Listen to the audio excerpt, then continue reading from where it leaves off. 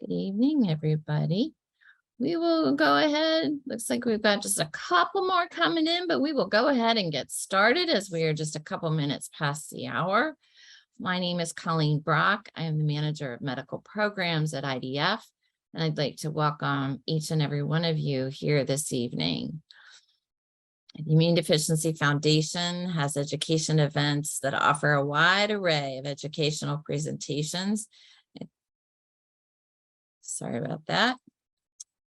That are developed by healthcare and life management professionals invited to serve as presenters. The views and opinions expressed by guest speakers do not necessarily reflect the views and opinions of IDF.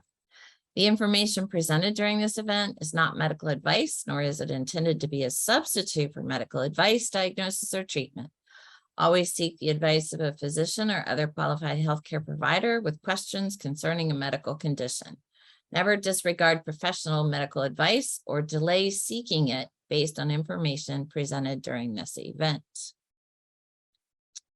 For over 40 years, the Immunodeficiency Foundation has served as a trusted organization for the primary immunodeficiency community, with a mission of improving the diagnosis, treatment, and quality of life of people affected by primary immunodeficiencies through fostering a community empowered by advocacy, education, and research. We value our role as a patient advocacy organization. As a result of our mission, IDF seeks to ensure that everyone in the U.S. affected by PI has a fully informed understanding of 1, the PI diagnosis that affects them, 2, all available treatment options, 3, the expected standard of care, and 4, all their opportunities for connection and support within the PI community. Whether you are an individual with PI, a family member, a friend, a healthcare provider, IDF is here to help. When you have a question about living with PI, health insurance, or more, simply go to the IDF website, click on Ask IDF, submit your question, and a staff member will follow up with you.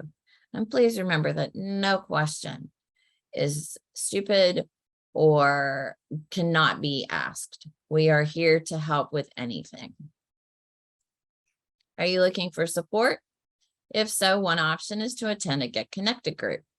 These groups are exclusively for individuals with PI and family members. They are held virtually nationwide throughout the year and are a great way to meet others and receive support in a small group setting. Another option, if you would prefer, is one-on-one support. All you have to do is send a request for peer support via Ask IDF, and you will be networked with one of our wonderful peer support volunteers. IDF forums are made possible by our wonderful sponsors. It is due to their partnerships and contributions that we are able to provide programs such as this one to everyone in the PI community.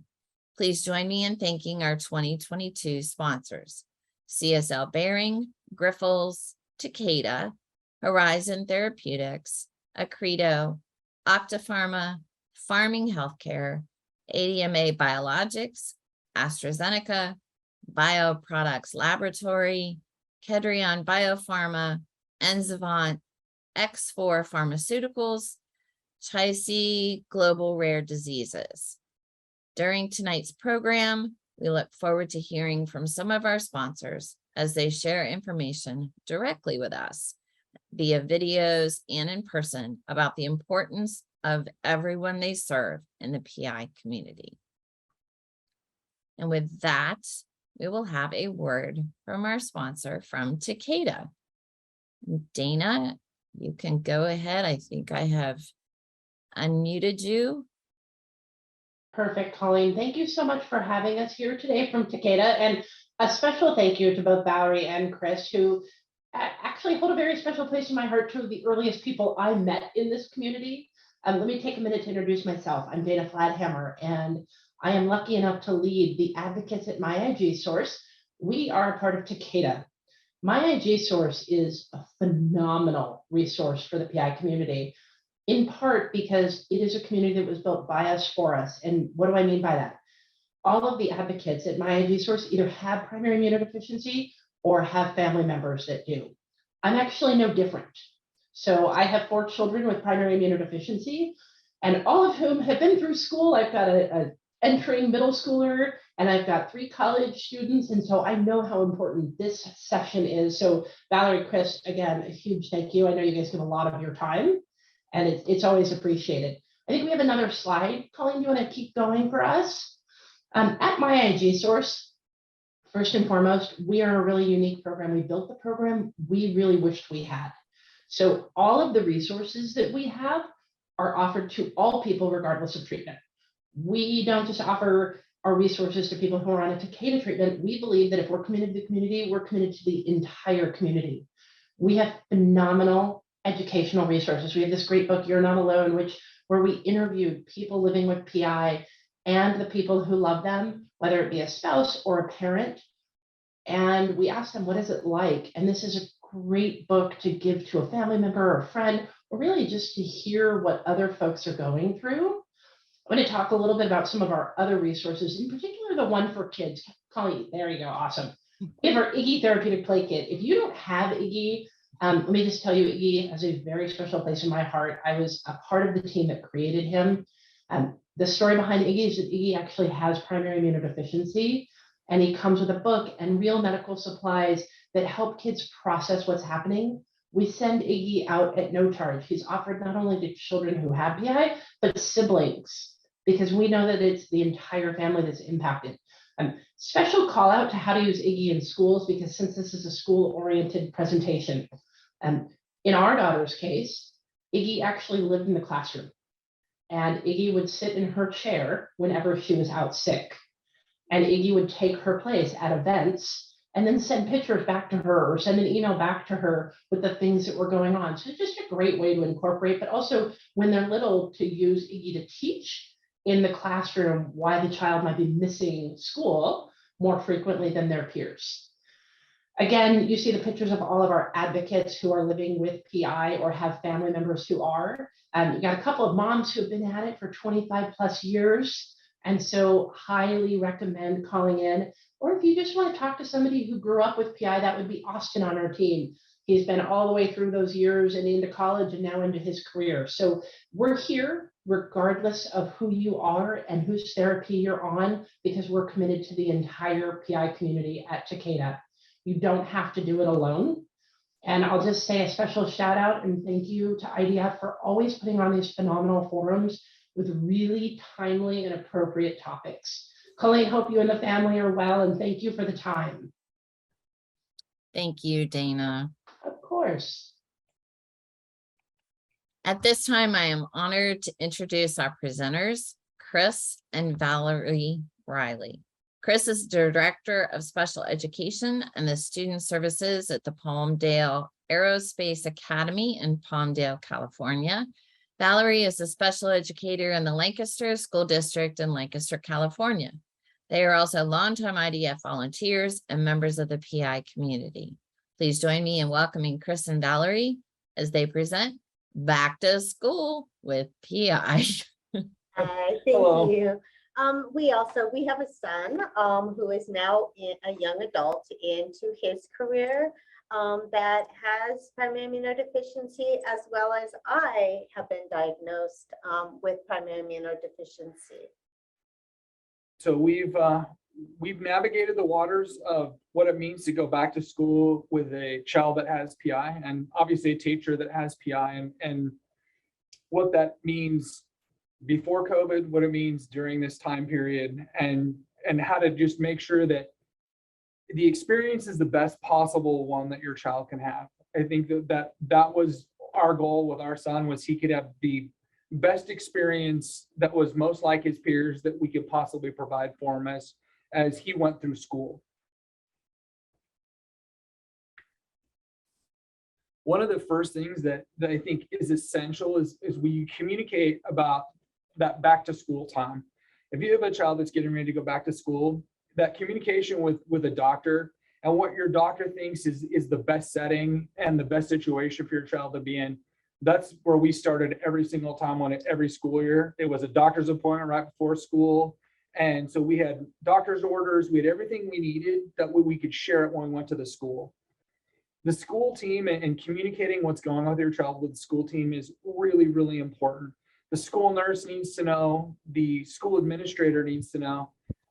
Recently, I had heard from a family that the principal and the assistant principal didn't participate in some of the conversations about their child having a PI at school, and I think that's a little disturbing.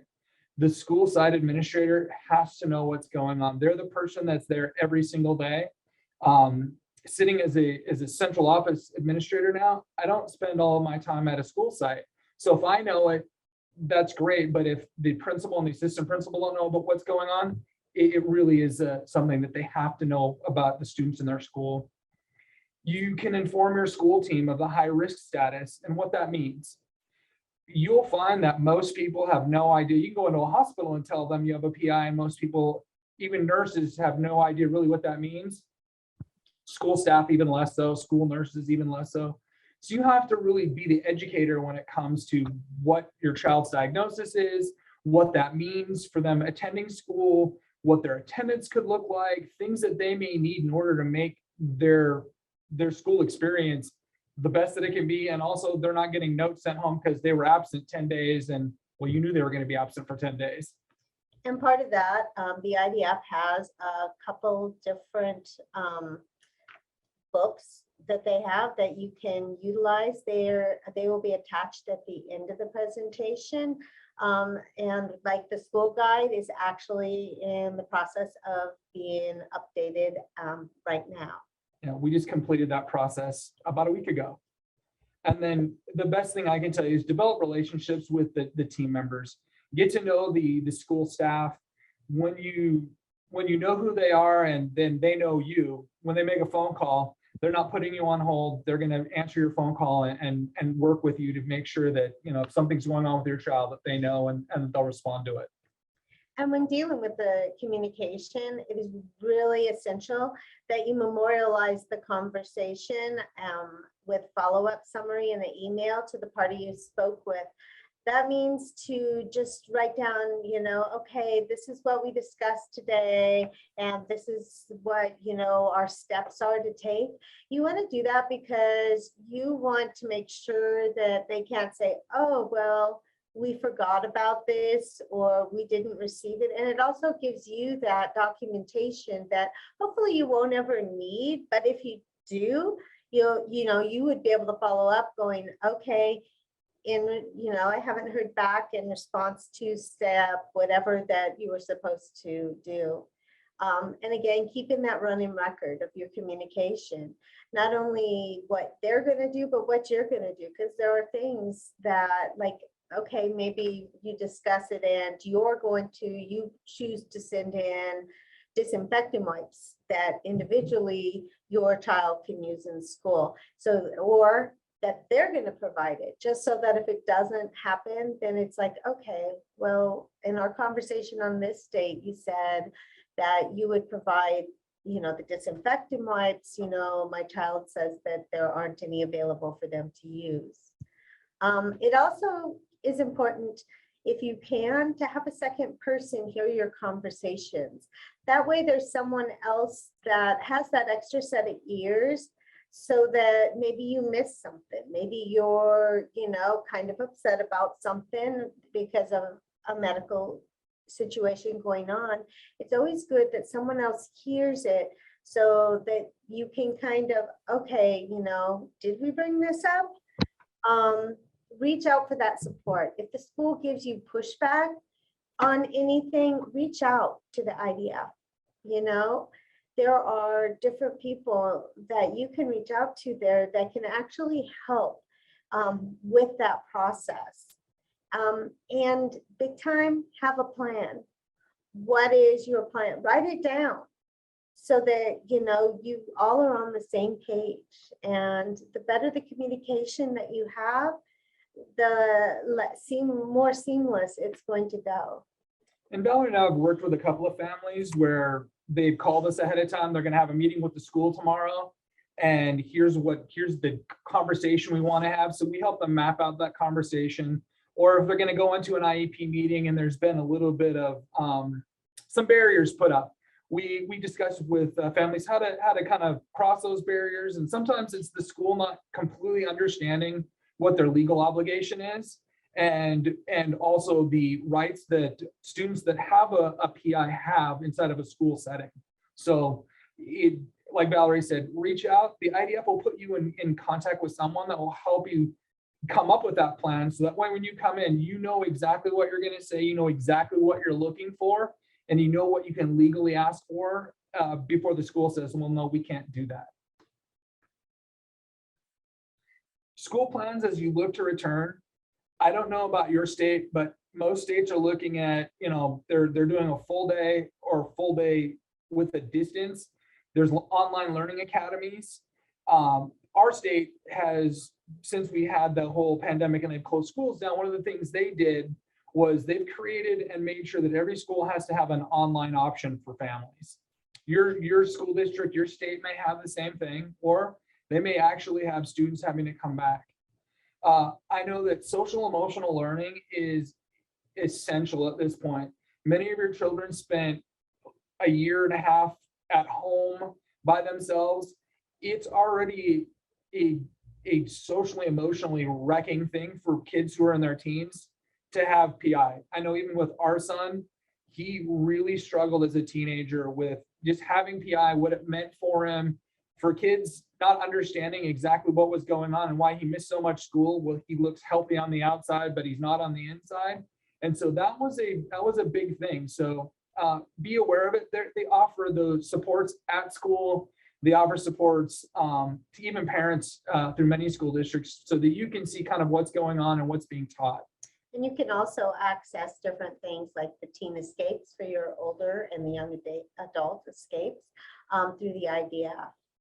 And that helped our son significantly when he was in high school, just to understand that he was a part of a community and that he wasn't really doing this thing all by himself. Because in our town and where we live, there just weren't a lot. He was the one. So it really gave him people that he could have, that he could talk to what was going on and stuff like that. Student collaboration via technology, that still continues to be a huge thing. It's what we're going to continue to do in our school, even though social distancing is not really a thing at this point now, but that using technology of collaboration really kind of mirrors what a world of work looks like. Many of our hallways continue to have pathways. And then depending on your state, testing for COVID will continue, and it's continuing throughout ours for staff and students. And then naturally there's a resource list that we'll have at the end, but you can find resources as far as just plans to return for school. The new school guide is a wealth of information as far as just how to navigate the school system with a child who has a PI. And we would take that booklet with us to his 504 meetings and provide the school each year when he would go to different teachers, and that just to give them more of an awareness. And we would give them the different sites out there that they could obtain information, especially the school nurses, because a lot of them, they know about PI, but they don't really know about it. They know it is just an immunodeficiency. They don't really understand it. So some of the protective measures, and I will tell you that when it comes to protective measures, you're the one that's going to have to teach your children what to do to keep themselves safe. Other people, they're going to do what they think is best for their children. The school district's going to follow whatever the county health department tells them to do. If my school tomorrow said you're going to wear a mask, we're back to wearing masks. If the county says tomorrow you don't have to wear a mask, we're not going to require that of our students. So it's one of those things that you have to go, what do I feel comfortable with when it comes to sending my kid to school? What things do I need to teach my child? If you have a younger child, teaching them about safety, the hand washing procedures, those things that they can do themselves at home, having hand sanitizer, masks. There are students that can't and won't. And even in the state where we live, the 29th, Los Angeles County is going to go back to masking. I can drive about 10 minutes and the county neighboring us will not have the same requirement. So when you look at some of these protective measures, you have to think, what are my community rules? What are my school rules? Because it differs by every single state, county, district, charter schools. If you're a public organization, you have to follow public rules. If you're a private organization, you have different rules that you may be able to apply. So you just have to be aware of what the rules are around you. And that way you can start educating your kids on how you want them to protect themselves during this time. There were differences literally between my husband's, the school district he works in, and my school district, because you have to take a minimum of what the county tells us, the public health department, but you can do more. So our district actually had a more restrictive policy, and we wore masks longer than in some of the other school districts around us. Yeah, so, and they were neighboring school districts. So that's why it's good to be aware of just what the rules are for the schools that you're going to attend and the county and states that you live in. Naturally, 504 IEP academic adjustments, those things are all significant when it comes to your child and what protective measures can be put into place in a school. For us, the 504 was an amazing tool because it allowed us to have our son, if there was a student that was sick, it allowed him to be moved. Even if the teacher had a seating chart, he could move as far away from the student that was coughing in class as he could possibly get. If he needed to go to see the nurse whenever he needed to, that allowed him to be able to do that. So those things sit in place, and they are important to work with your school to work those things out. Access to technology, the ability to bring a computer back and forth. Some schools, they supply a computer, others, they have them for loan. Your child will be one of the first ones on the list that should be able to have the ability to have technology at home. So if they were to miss school, they still have the access, because a lot of teachers are using Google Classrooms and things like that nowadays to post assignments and homework. And then naturally, each state and county has different vaccination requirements as far as attendance for school, and you have to know what those are. And you'll go through those vaccination considerations. You definitely will first discuss with your own physician, and your physician will work with you and the school nurse or the district nurse, depending on where you're at.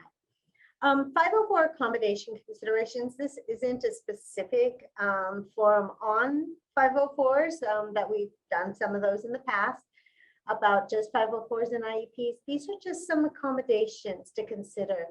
Some of you may be new to the PI community, and if so, then we felt it was important just to go through a couple of them. You can find a lot of them also listed in the school guide, or you can even contact us if you have other questions. 504 accommodation considerations are for each individual child. So what one child may need, another child may not need. But here are some of them that we had access to that we found were necessary for our son and a good amount of other students. A bathroom pass. A lot of times, especially in the older grades, they have, well, if you go to the bathroom, if you have to leave to go to the restroom more than 2 times, your grade is affected. So that would be one of the most important ones to have on a 504 consideration. An extra set of books for you to have at home, because as many of you may be aware that when it comes time, if your child gets sick, you may not be able to run around to the teachers to grab the extra set of books. So we had a set of books that was left, and also just for the physical ability of carrying those around. Many schools do not have lockers anymore, so the students actually have to carry them. And if they're not feeling the best, that they're okay to go to school, but not full, fully ready to have all that energy, carrying around the whole day's worth of books sometimes can be very taxing on their bodies. Clearing absences. You just want to have that in there to how are we going to do it? So how many days are they going to be allowed to make up work? Are they, do they have to contact every teacher individually? It just depends on your child as to how that's going to look. how are they going to get class notes? Because a lot of times what they'll say is, the teachers, like in the high schools and that, especially middle school even, they'll say, oh, just get them from the person that sits next to you. Well, you know what? That isn't always the easiest, because you trying to get notes, then you're missing out. So what we had as one of the accommodations was that the teacher would provide a copy of their notes, which was very, very beneficial. Flexible seating was already, Chris had already talked about it a little bit, that if someone next to them is coughing, where nowadays it's not as big of a deal, because if a kid is really coughing because of COVID, they're going to send them to go get checked out. But if you're in a school that doesn't necessarily do it, just that they can go without being questioned by the teacher. So they don't have to raise their hand and do it. They're just able to get up and move. Priority registration this is for secondary and post-secondary schooling. You can have put into your 504 that they get priority registration, because whereas some students with PI might do better in the morning times, other ones may not. And so they may need to be able to have where they go in at a later period and then do their classes later. Or like our son, he did his classes in the very beginning of the morning because that worked best for him. And he then had the last couple periods where he did not have to have the classes. They were his non-academic type of classes. Outbreaks reported to parents, that's something you're really going to want to address in that 504.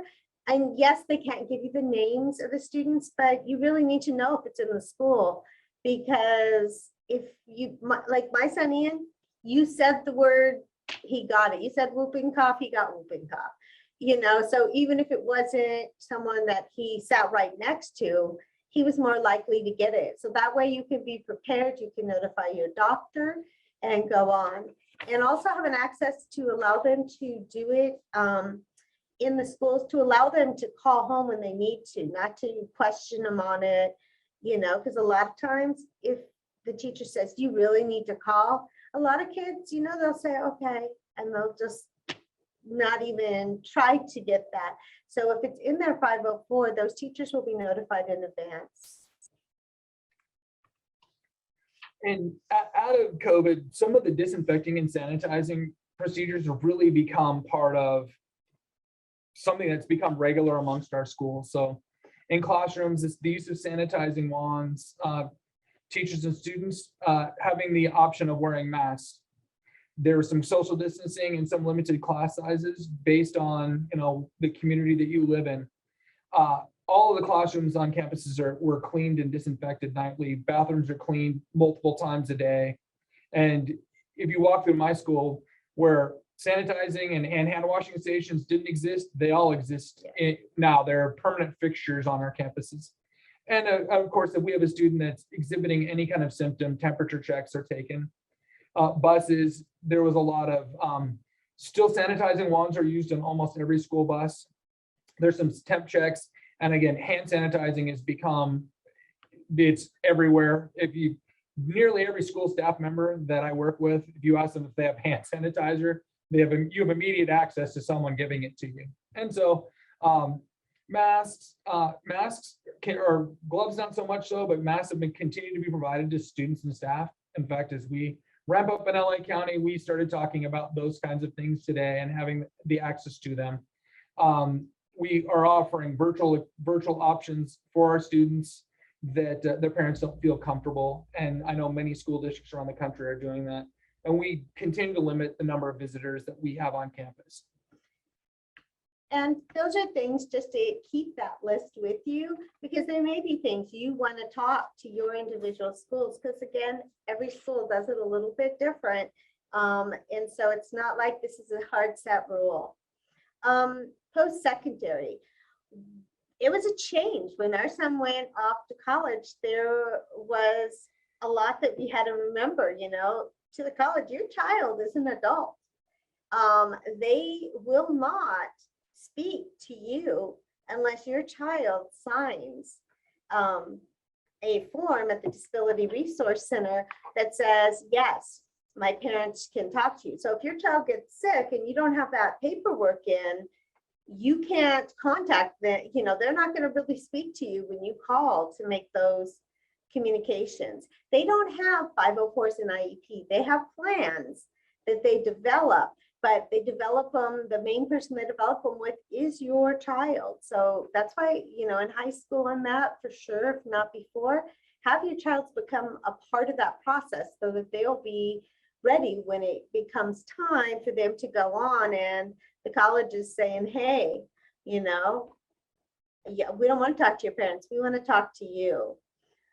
One of the big things also was that the student at the college my son went to had to communicate with the professor. So they took were supposed to take a copy of the plan that was developed and approved, and they would take it around and they were supposed to talk to their professors just so that they were aware. The professors really want to be aware in advance so that it's not something, you know, okay, well, why didn't you tell me about this before? That way it's in place, because if your child, especially if they're away from home and they become sick, you know, you have a lot of other things that you're dealing with without having to worry about totally going over what the accommodations are.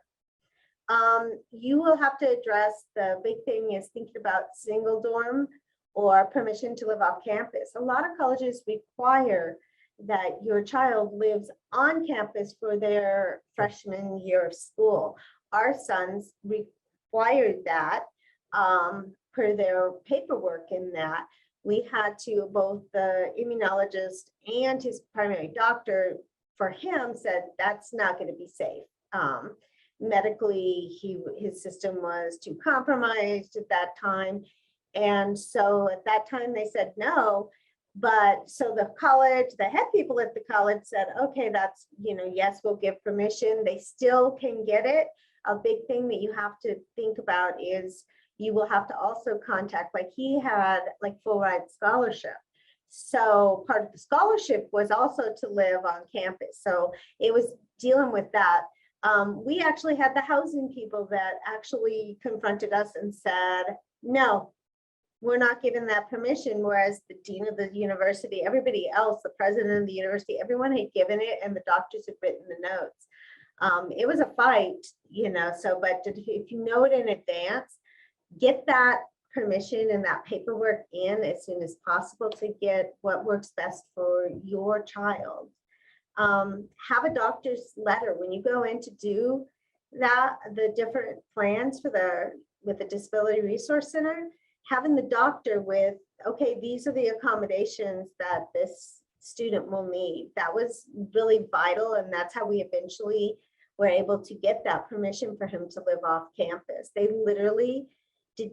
We were on the speakerphone. I guess they didn't realize it. They literally tried to tell my son that the dorm room is more sanitary than a hospital operating room, a sterile operating room. So, you know, with kids at that age, they're going to be like, you know, this person is coming at them this hard. So, you know, we had that permission at that time that we had signed. And so we just had to mention it. And if your child's going out of the area, have a primary care doctor locally that they can go to that will understand and have that contact with their regular primary and their immunologist. And if you've ever been to, you know, college and into a dorm room of anybody, you know that it's not a sanitary, it's a hospital, not remotely so. The other thing you do when you think about colleges, the DRC is not part of the tour. So when you go and your child starts touring schools, make sure you go out of the way to ask where that Disability Resource Center is and stop in and have conversations with them ahead of time, talking about your child being a prospective student at that university and some of the things they would need to do up front. So that way, when you come in, you know exactly what's going to have to take place as you move into that phase of choosing a university and starting to go there. That was a big piece that we, not the first tour, but the second or third time around, we're like, yeah, we probably need to find out where this place is and start figuring out what we needed to do as he made the decision to go to school there. So I can't stress enough, just have that plan and do the tours and know where your child's going to go and check out your Disability Resource Center. It is really the key to help them be successful in school, especially with an immune deficiency. Some of the resources that you have available to you, and they'll be connected to this, is that you have the IDF Resource Center, the school guide, the transition guide. Like I said, the school guide is in the process of being completely revamped. It was finished last week, and so some of the things have been added to kind of update it, especially with current conditions and things like that. Your rights under Section 504 of the Rehabilitation Act. There are lots of stuff, fact sheets that are there. It's through the Department of the Office of Civil Rights. Your child as a student with PI, they actually fall under the Office of Civil Rights. So there are things that the schools are required to do. There are things that schools have to ensure when it comes to accommodations to make sure that they have access to school. They can't change the school environment, but they have to provide things that give students access to school. And sometimes that gets confused where, well, they should be able to change this complete rule so my child doesn't have to, face consequences for something. That's not how that works. It's allowing them to have the same experience academically, extracurricularly that other kids have. So they'll have the same playing field. Yeah, it levels it out. And then obviously, there's still COVID-19 resources for schools, students, and families. I would access those things, especially as we get ready to go back into school and we're dealing with another kind of ramp up of a pretty contagious version of variants of COVID this time around. Thank you guys for attending. And those are our contact emails. If you need to contact us or you want to contact us because you have a question specific to your child, we have helped a lot of them after we've done this type of presentations. They've contacted us.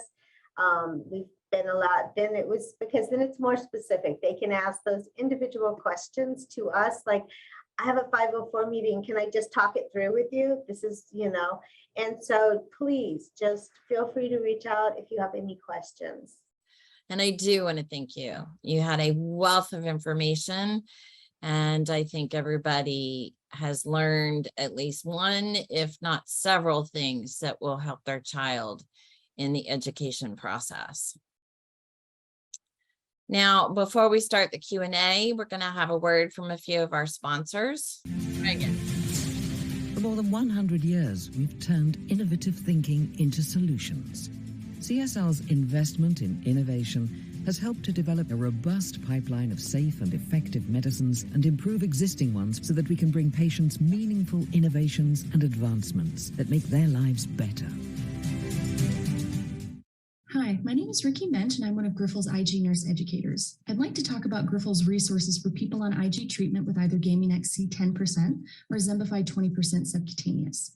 Both products are for the treatment of PIDD and offer copay assistance of $10,000 per year for those that qualify.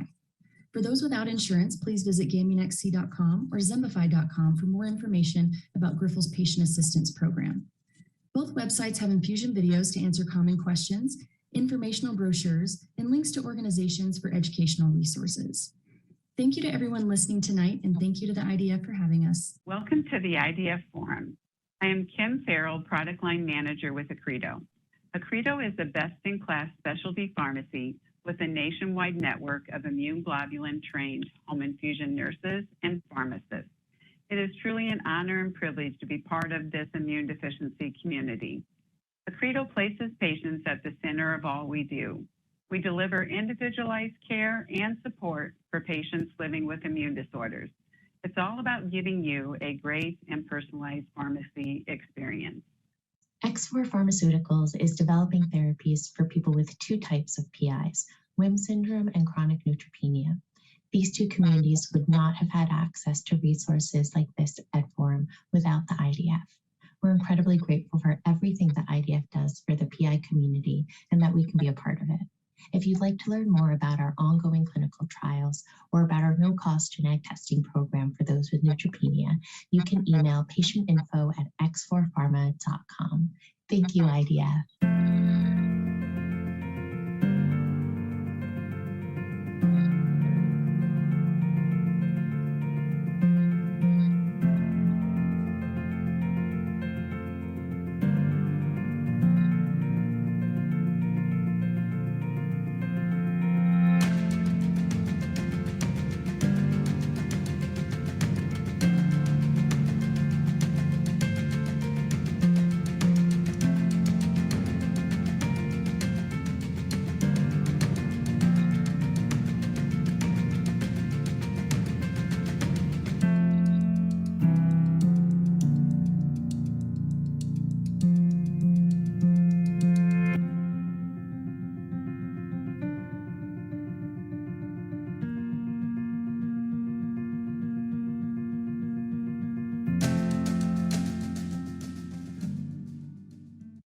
Again, thank you to all our sponsors. So at this time, we're going to move into the Q&A part of tonight's forum. I will be, sorry, we have a slight change. I was going to do the questions and answer section and ask the questions like I normally do, but this evening we have another colleague of mine, Emma, who is going to ask the questions. And then we will ask Chris and Valerie to respond. For those of you who do not know, I also have two children who have CVID. They are now 23 and 27. So I too have lived through the preschool to college period of time, and I may be able to also offer some pearls of wisdom as we go through the questions and answers. So at this time, I'm going to let Emma get started, and feel free to enter into the Q&A any questions that you may have as we talk. All right, good evening, everyone. Thanks for joining us this evening. Excited to lead our Q&A with Chris and Valerie. All right, the first question that we have is, what are some general tips and tricks to keep our kids healthy as they go back to school? We mentioned a lot of them in the presentation themselves. You just need to, give your kids the most training on what their condition is. You can't start that too early. When we started with my son, by 8 years old, he was making presentations to present to his class. Teach those hand washing skills. Make sure that in that your 504 or IEP, whichever you choose to do, or the individual healthcare plans that are done in many districts, just make sure that they have those things in there. So the designated books, being able to have things to clean their desks at, always having access to that sanitizer and being able to wash their hands are some of the big things. Do you have anything?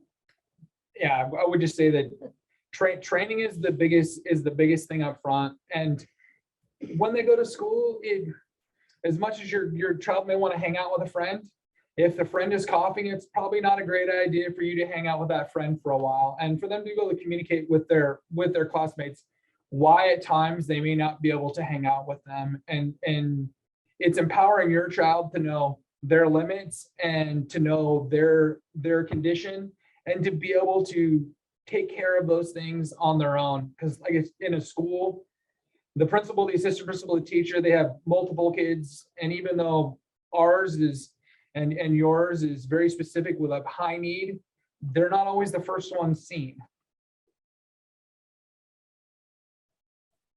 Awesome, thank you.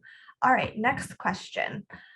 We got a couple of questions about IEPs, and I know you guys had some great information about those in your presentation, but here are a couple more questions. Okay, one person wants to know, is there a sample or a template IEP available? The problem with the template or a sample of an IEP is that they vary so much state to state, and they even vary by district.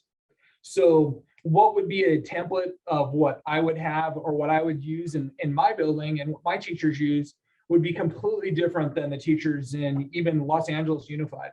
So if there are things you're wanting to know, like what kind of accommodations or what kind of things should go in an IEP for a student that has a PI, you can look inside the school guide that is coming out. They have lots of resources that are inside there that will help you with sample letters, templates of those kinds of things.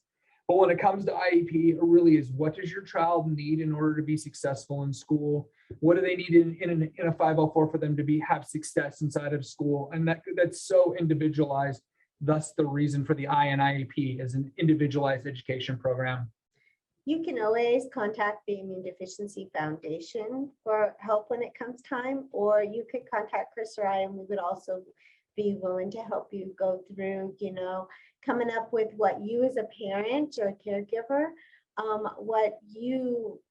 what your concerns are, so that when you get into that IEP, because sometimes you'll get into that IEP meeting and there's 7 different people in there, and you kind of just go blank for a second and you may forget something. So if you have those lists, and that prepping before can often be very, very beneficial. And I joke with people all the time that special education is a foreign language because we speak in acronyms, we speak in words that we're just gonna spit them out because we understand them amongst each other. And when you have meetings like that, do not be afraid to tell the people around you who are talking in the SPED language, please stop. I don't understand what you're saying. Will you tell me what that means? Yeah. No one will look at you wrongly or differently. We just are so accustomed to speaking our language that we forget sometimes, oh, they're not part of our world every day. And so it's great for you just to then go, I just don't understand. Will you explain it to me? And we'll do those kinds of things because our role is to serve students and to serve families, especially in the special education world. One of the things that I will recommend that we discovered in middle school is when your child is absent for a period of time, and for us, it was determined 3 days or longer. We had somebody assigned to take all of the assignments that Adam missed and then work with him to catch him up. Because what we discovered was the teachers were fighting amongst themselves and with him over whose work was the most important to be done first. And he became extremely stressed. And as we all know, when our kids go back to school, they're still not 100%. And they're still, it's taking everything they have to be in class to do the work that is going on for that night. Plus they're still having to make up work. So it worked really, really well. And it was put into both of my kids' IEPs that they would be assigned. It was either the guidance counselor, or if they were on a team, one of the teachers volunteered to do it, but somebody stepped up and was assigned to take over. And then what they would do is they would give him or her, okay, this is what you're going to work on. And then they would finish that, and now this is what you're going to work on, instead of handing him all of this and going, okay, this all has to be done by next week. They also had extra time. So for every day they missed, they had 2 days to make up the work. But in essence, it ended up being, oftentimes it didn't matter. As long as they were making an attempt, nobody really cared because they were working with that teacher. So I really encourage you to have that in your IEP. Have somebody be the one that is helping your child make up that work, especially if they're out for a long period of time. Plus we had busy work eliminated. Yeah, the only thing that was done that was required to be made up was work that would prove they understood the concept. Right. And busy work was no way, no how. And if your child ends up having to go out for an extended time, like even 2 weeks, you can have them have it set up that your child will be able to go immediately on to home hospital. Well, they will send somebody into the home to help with that work that's made up. Right.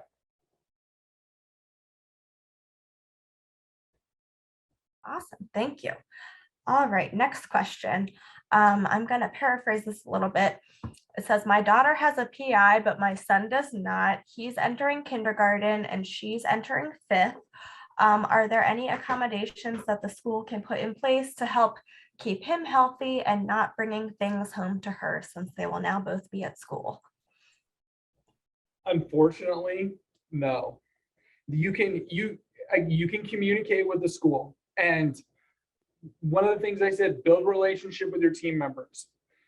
If you build relationships with the principals, with the teachers, with the school nurse, they'll work with you, but they're not obligated to do anything different for the child without the PI, because he's a gen ed student. They're not going to look at doing anything that will be different as far as what programming he gets.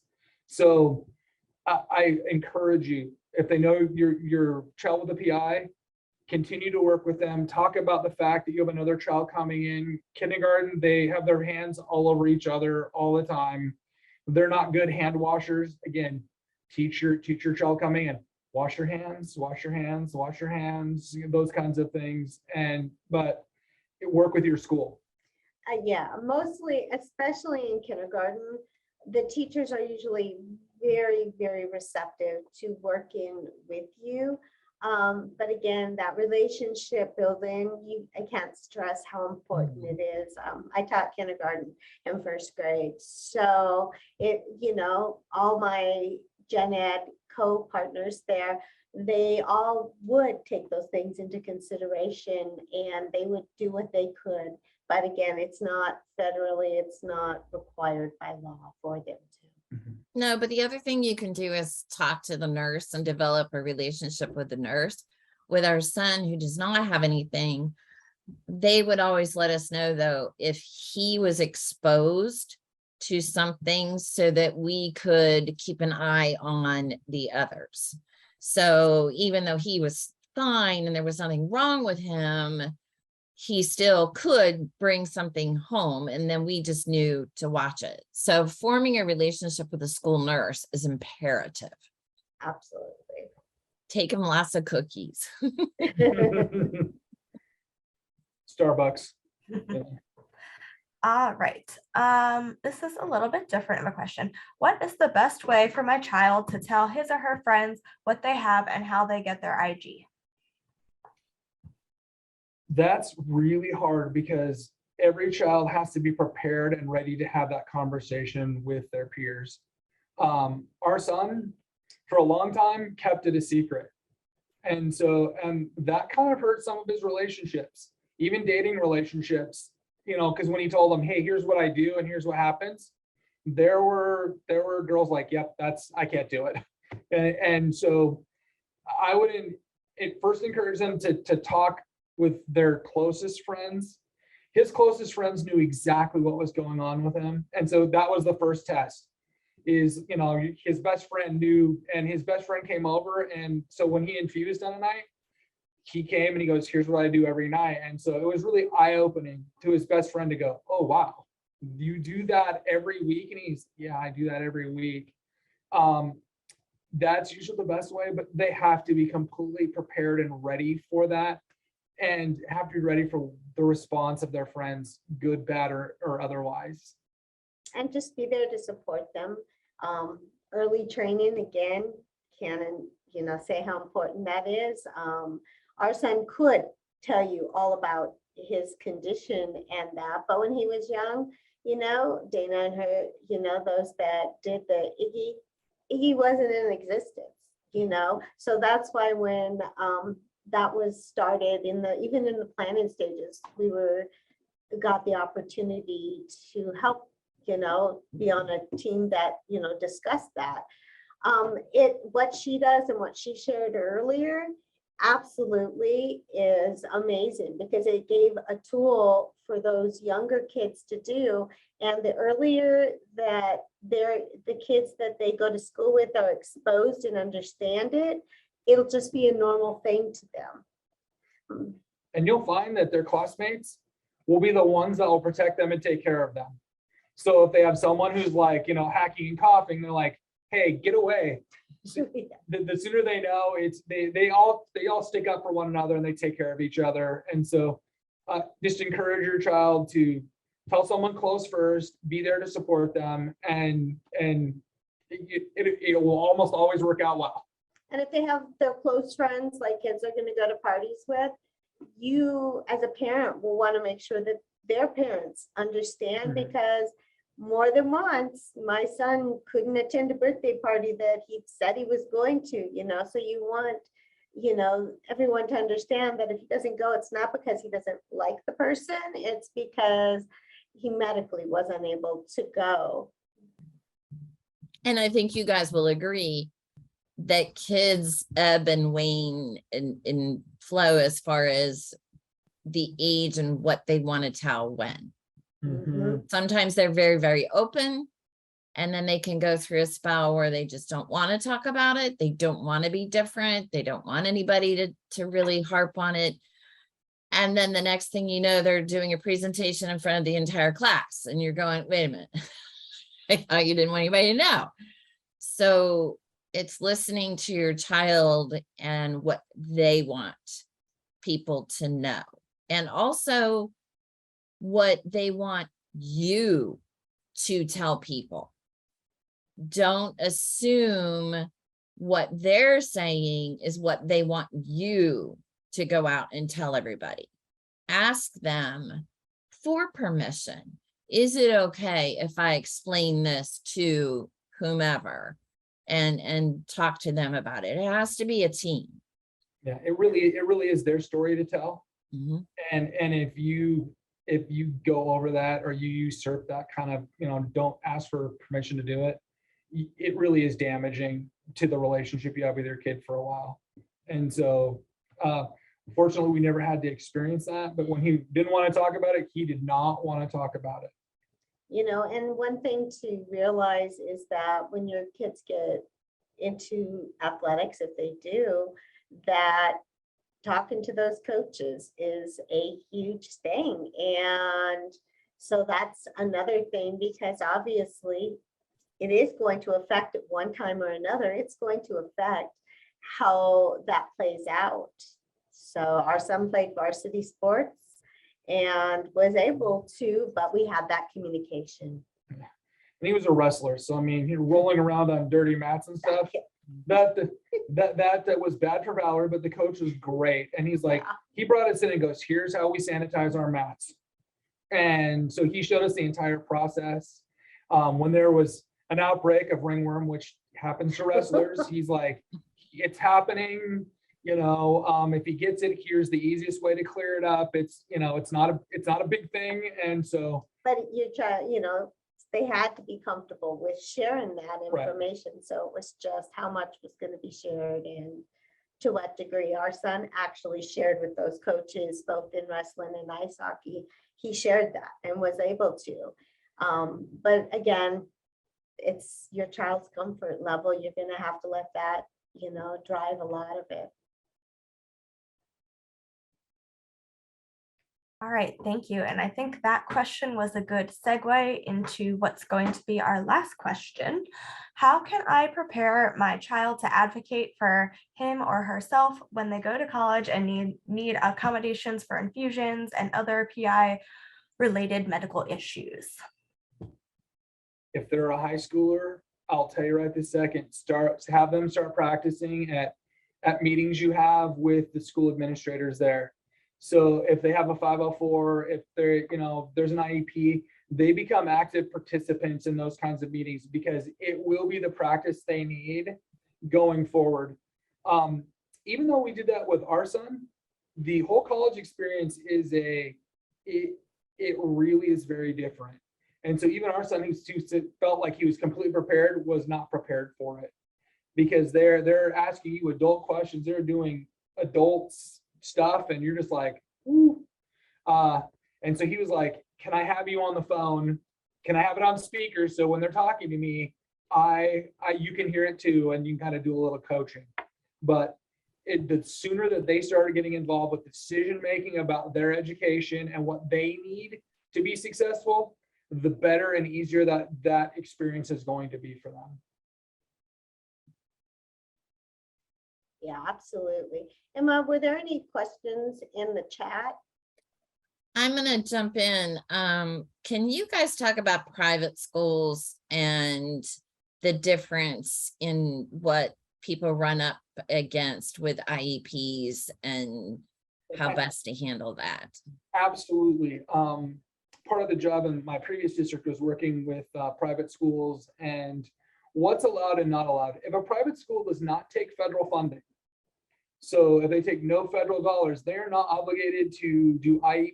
They're not obligated to do 504s. It's a federally funded and mandated program. And if you don't take those dollars, they don't have to do those actual things. What I will tell you is this, and I think we've said this a bunch of times, build a relationship with your private, your private school teachers, with the administrators that work there. My experience was with the families that worked well with the school was more than willing to do whatever it took to make sure that student got what they needed, that they got accommodations, that they got taken care of. The other part is you're paying for it. So as a customer, you do have a little bit of say with the fact that you're writing a check to that place, on a monthly basis or a yearly basis or however that looks. But when they know you and they know that we're going to have a pleasant conversation and that you're there and you're advocating for your kid, more often than not, the school will work with you and really help you out, even if they're not required to, because ultimately they're there to help kids get educated and they want to do their best, and they want to have a good reputation inside the community for helping students. So just work with the school staffs and stuff like that.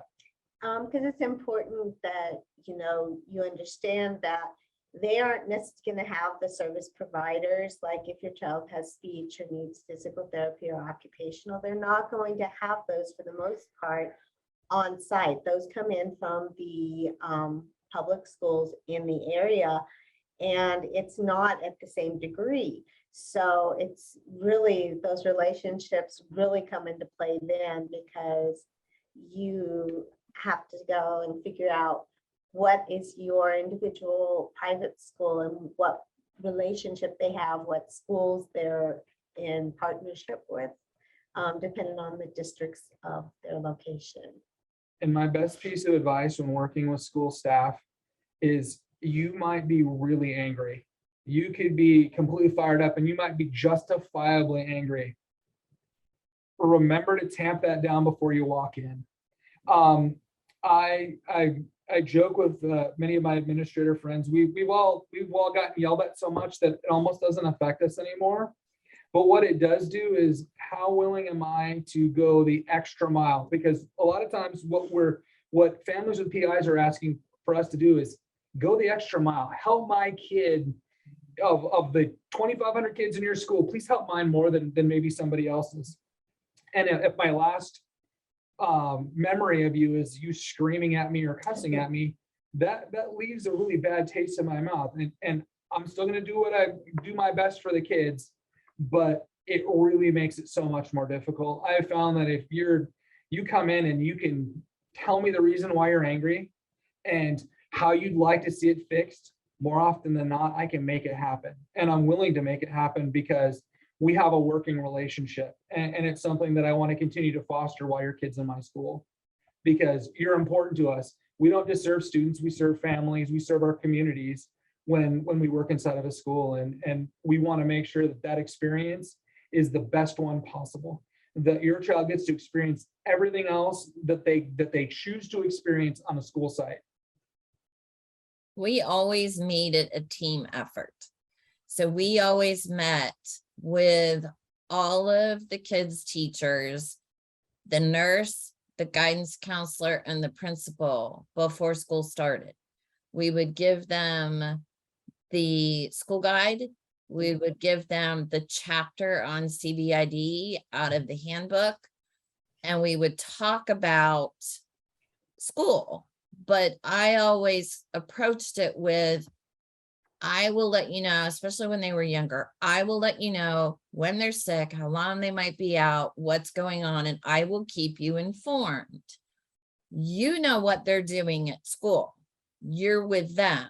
So if you can let me know how they're doing, if they're struggling, if there's something I need to know, then this is going to work perfect. And if we always approached it as a team, and that got great rewards, and they were very appreciative versus getting upset and coming at them. Kill them with kindness. Yeah. But the other question for you guys is, parents who have children with autism who are nonverbal, they fall into a very, very difficult category in that they don't have a voice. And so do you have any words of wisdom for those parents as they move through the school system? That would be to me. I taught, I have, now I'm with, but I had the students with autism in K1, 2, 3 then. And it's when you have a child like that, it's developing those relationships, I'm telling you, are the most important thing. As a teacher, you will have teachers that won't be as communicative, and so it's up to you to be the one that communicates, just to really make sure they know, because sometimes it's just the teacher doesn't know. So determine what your communication is going to be with your parents. Ask, because obviously they can't take calls during the middle of class, so it's developing those communication. How are we going to communicate? Is like my parents, I now work with medically fragile students that have medical issues, but when I was working with they can't speak also, so it's the same thing. I used to just do communication logs daily, which, that I encouraged my parents to do. And then I told them the times that were best to call, and just made sure to let them know that, I let my parents know, hey, if I don't answer you immediately, it's because I'm dealing with one of the children in the classroom, but I will get back to you. Now you may check with that teacher as a parent, check with them, go, hey, do you use Dojo, which is, done on your phone. My parents all have my phone number, even, they text me, they can call me, and they know I'll get back to them. Having the communication via email, if it's anything you think may be a concern that you need documented, have those communications logged that way. I'm not in school right now. Our kids are out for summer. Yet today I had 2 separate parents that contacted me to let me know what's going on with their kids, because they know that you become their voice, you become their advocate as the parent. And if you go in, just know when you go into those meetings, they're going to be saying all these words. We're going to do ABA, we're going to do it at the IEP with the OT and the SLP and the AT, and just stop them, because as a parent, you're going to want that information too. When you go in, have a list, because I have a thing that I send home for my parents to do, but the teacher may not have that. So send a list of what their family looks like, what their colors are, what their favorite interests are, because then the teacher can use those to integrate it into the classroom, so that whereas the child can't necessarily share with you and say, hey, my brother's name is John, you'll have that information. I do morning communications with all my parents during the school year. And it's literally like, they'll tell me what's going on, how much, did they have a stressful morning? So it's developing those communication relationships with them. And for the most part, those teachers just want to be your partner. But if you come at them, and you are going yelling, some of them will shut down. For me, I don't take it personally, because I know that, hey, okay, what's going on? If there's a bus issue, let me know. It's like, we'll work on this together. And so I've been able to build that with my family. So if you build that, I built it with my sons, and teachers, but if you build that relationship with the teacher, work on, be on the same page, make sure you communicate with the speech language pathologist. They're going to be you guys, so that you guys aren't doing one set of icon pictures to help them communicate at home, and the school's using totally different ones that look nothing alike. Get on board to develop those systems. Visual schedules are huge, to help the child have a little bit of control in it. If you have, I'm not sure, if anyone has more questions on that or want to talk about their individual child, I'd be more than willing to answer questions. You can email me. And as you can see, if you communicate with a teacher, the teacher becomes your child's voice. If you listen to Valerie, it's probably one of the most passionate things she talks about is that she becomes the advocate for that child. So she's working with you against sometimes the school system that doesn't necessarily want to do what you would like to have done, but you get the teacher behind you and the teacher becomes the voice. They become your advocate in the principal's office. They become your advocate at the district office on behalf of your child. And it's because her parents share that information. They share those things about their children with her. So she becomes the de facto parent when it comes time to, oh, you don't want to do that? Well, that's not going to be okay with me. So then she sits there and goes, I'm going to go advocate on behalf of you too. Here's how you make noise. Here's how I'm going to make noise. And that ends up making things happen. In my current role, the squeaky wheel does get the grease, unfortunately, but it's how you squeak and how you kind of get people on board. If you get enough people going, this needs to happen, and here's why it needs to happen. You get the teacher also going, we need this to happen. You start to listen a whole lot more because you're starting to hear. I hear parents, I'm hearing teachers, I'm hearing providers all saying the same thing to me. That means probably something needs to change. So let's have one last discussion. The child who wants to quote unquote be like everybody else, and the parent who is on the sideline saying, I want everything wiped down. I want their desk wiped down. They're going to wear a mask every day. They're going to have this seat. They're going to, and the child is coming in then going, no, I don't want to do that. How do you address, or how do you recommend, both as a parent and an educator, dealing with things in school when you have opposing thoughts at home or between the child and the parent? Because let's be real, especially as they get older, mom and dad can say all they want, and we all know they walk in that door and that may or may not be going on. So what do you recommend? That is a really, really hard question because everyone here as a parent, you were a teenager once. Mhm. And you remember what your parents told you not to do something was almost an invitation to go do that thing. Yep. Unfortunately, our son was the same way. And so usually hard lessons were learned because of something happening. Oh, that's the reason why I need to do this thing. You're going to experience that. What you have to is be willing to be there when they fall down and make a mistake, because they're going to say, I don't want to do it.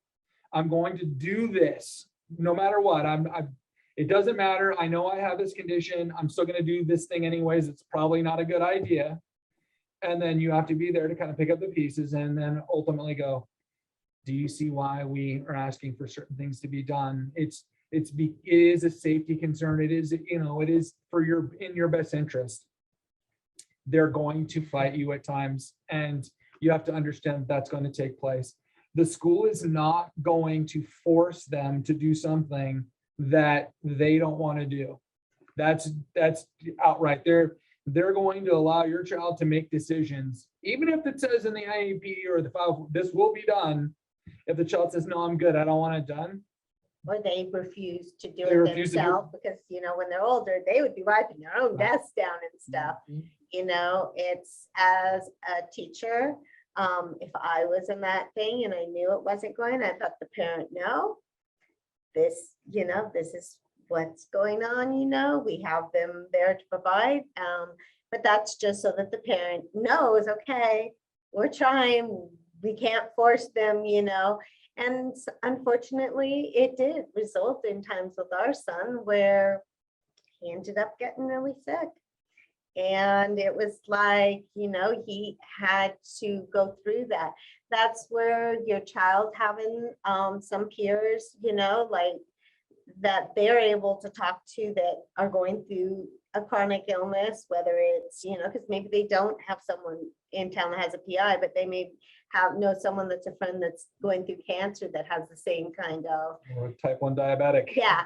And so it's just, allowing, providing opportunities for your child to have those connections and that to talk to someone else, but you as a parent too, tap into those peer mentors, parents that have been there, because you might just need to have someone just to listen to you as a parent going, I don't know, I'm just going to kill him because he won't do this, and those things weren't in place when my son was going through his difficult times, and so, it's like, it's just having someone you can talk to, because your spouse, you can talk to them, but sometimes it is good to get that outside support.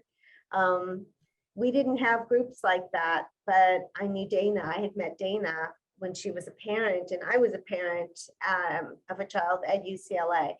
And so you could just talk through things when they got frustrated, and then it just made you realize, okay, so I get it, and just.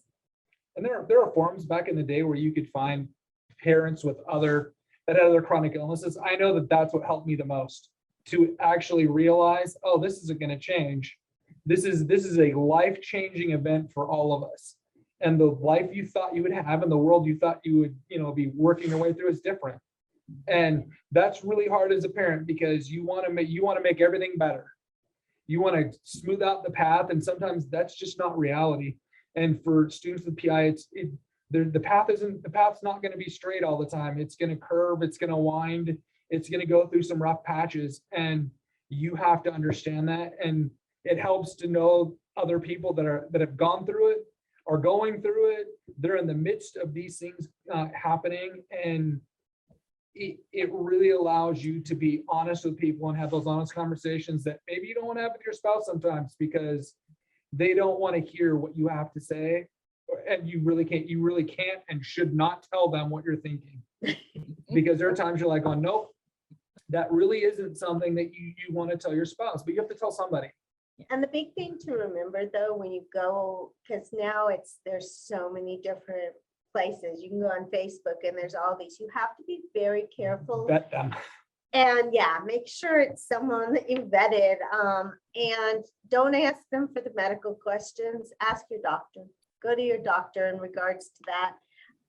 I mean, they're there for emotional support, and that kind of thing. But anything related to medical, please make sure that you contact your doctor and your child's medical care team. And I don't think we can advocate enough for you to connect with the IDF. I know that it was life-changing for us. It was life-changing for our child. We know it's been life-changing for other families. Just the work that they do, the information that they have, the education they provide, you will not find it anyplace else on the level that it's done with the world-class people that they have that work for them and that they have partner with them.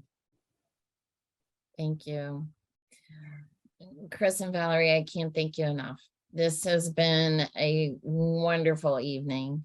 And like I said before, I think people have taken away a wealth of information. So I thank you so very, very much. Thank you. I thank everybody for attending.